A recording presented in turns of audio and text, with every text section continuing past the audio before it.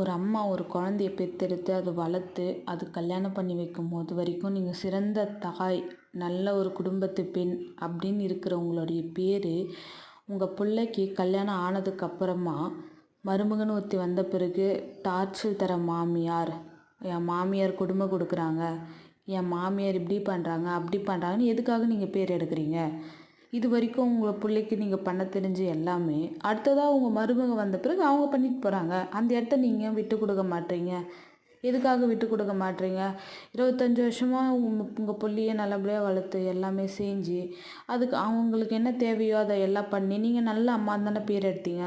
இதோட உங்கள் மருமக வந்த பிறகு அவங்க லைஃப் அவங்க பார்க்கட்டும், சந்தோஷமாக இருக்கட்டும், வெளியே போகட்டும், சாப்பிட்டோம், அவங்களுக்கு பிடிச்சத செய்யட்டும், அவங்களுக்கு பிடிச்சத வாங்கிக்கிட்டோம், அவங்க ஃபேமிலி அவங்க பார்த்துக்கிட்டோம். நீங்கள் எதுக்கு நடுவில் பூந்து தேவையில்லாத பிரச்சனையெல்லாம் கொடுத்து கெட்ட மாமியார்னு பேர் எடுத்துக்கிறீங்க? இதே உங்கள் அதுக்கு தானே கல்யாணம் பண்ணி வைக்கிறீங்க.